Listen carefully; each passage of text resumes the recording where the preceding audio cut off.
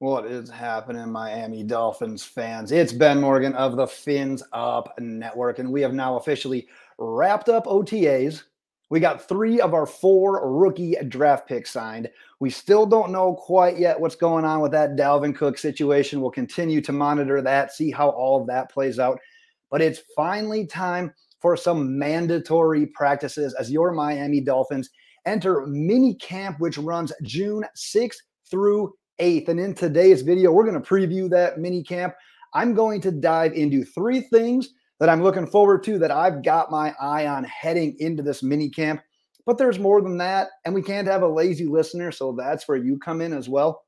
If there's something that I didn't hit on, if there's something that you agree with me with, whatever you've got your eye on heading into these mini camps, this mini camp, I should say, go ahead, drop your thoughts, what you've got your eye on in the comments. Let's carry on the conversation there. But I'll waste no more time, and we are going to jump right into one of the things that I'm looking forward to watching, and that's best on best. And what do I mean by that? I mean, arguably one of our best units on offense versus one of our best units on defense. Wide receiver, cornerback, specifically Tyreek Hill, Jaylen Waddle, versus Jalen Ramsey and Xavien Howard. Every single day in practice, matched up against each other, best on best, iron sharpens iron. You know how all of this works. And last season, I was looking forward to these. I mean, yeah, we had Tyreek Hill. Yeah, we had Jaylen Waddle, but it was just X. Because remember with Byron Jones, he was always, well, he's rehabbing. He's coming back. He hasn't had any setbacks. He'll be coming back. We'll eventually see it. He'll be back on track for week 1.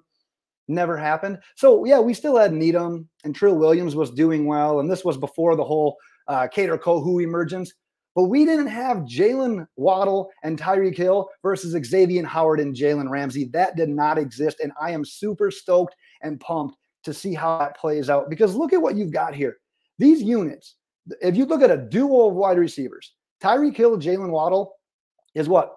Top 2 at best, maybe behind Chase and Higgins. But regardless, it's right there with it. And if you look at the cornerback situation as well, with Ramsey, with Xavien Howard, top 2 at worst as well, maybe with the Jets duo. So when you look at these guys going against each other in practice, it's, man, who are you going to face in actual game situation that's stiffer competition? And no, you can't duplicate, replicate practice versus game. I understand that. And yes, if the Jets duo, if people want to go ahead and crown them as the best cornerback duo in the league, go ahead, because the difference between their 2 and our 2 really isn't going to be that big of a deal. So yeah, you're preparing yourself for what could be the league's best cornerback duo on a daily basis, practicing with your in-house guys. But then think about how much the other games are going to be like. Dude, we get to go against these 2 after we went against X and Ramsey all those days in practice. I don't want to say it's going to feel easy, but it's going to feel probably less competitive to these guys than what they've been doing throughout these practices. So I am just pumped.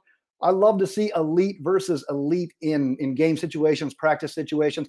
This is only going to make our team better. So I am pumped for this. Let's go on to the next thing.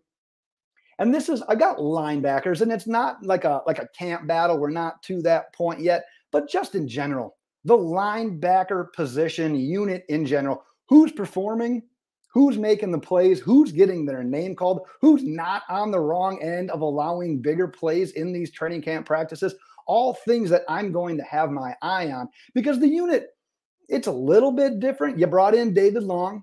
It's his first season, one of the better linebackers that we've seen when healthy, and the fact that we got him at the price that we did. And yeah, we probably got him at a little bit of a discount because of that injury history. But when he's healthy, he's been a guy. So we got a real nice bargain free agent there in David Long. Excited to see how he's fitting in.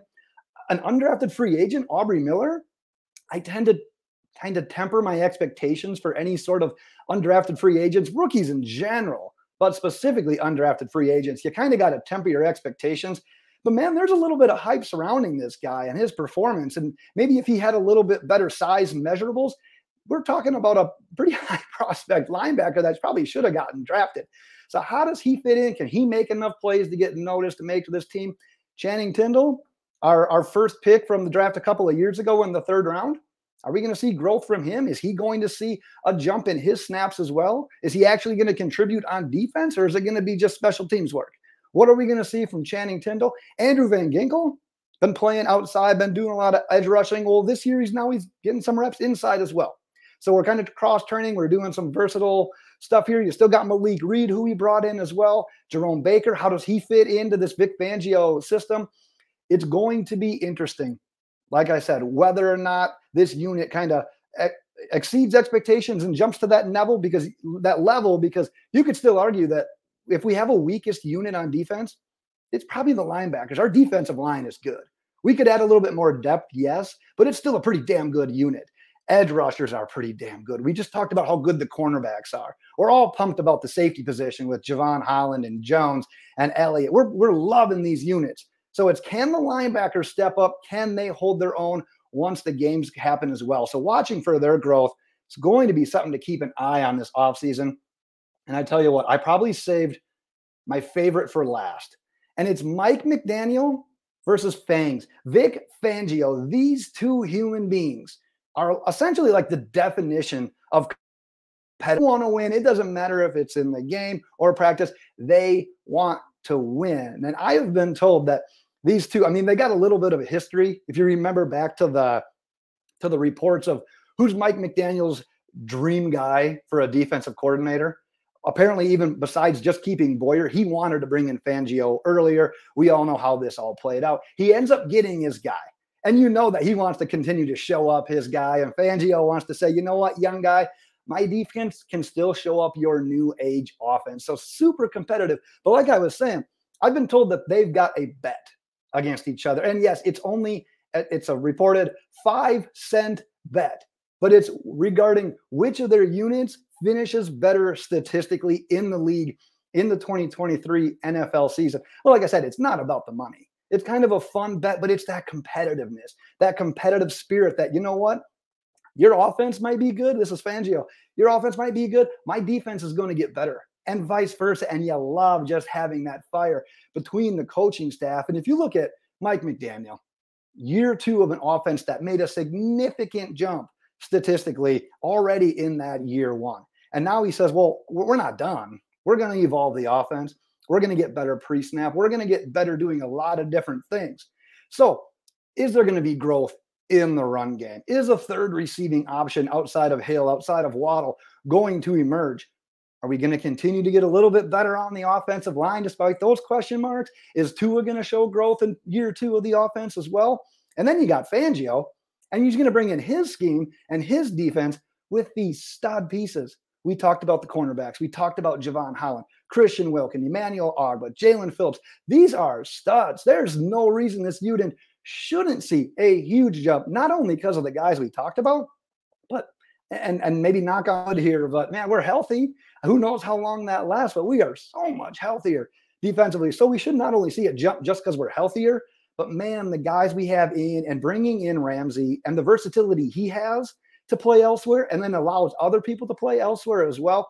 So much looking forward to this. And then we hear about Vic Fangio. Sorry, I'm kind of ranting on this one. You can see kind of how excited I am for this specific matchup. The reports are that Fangio spent last year kind of developing new schemes and coverages for these modern day offenses. And now guess what? This is the perfect time to try those out in these practices, the OTAs, the mini camps, the training camps, right before preseason. These are the times when you experiment with that. And who do you experiment against that?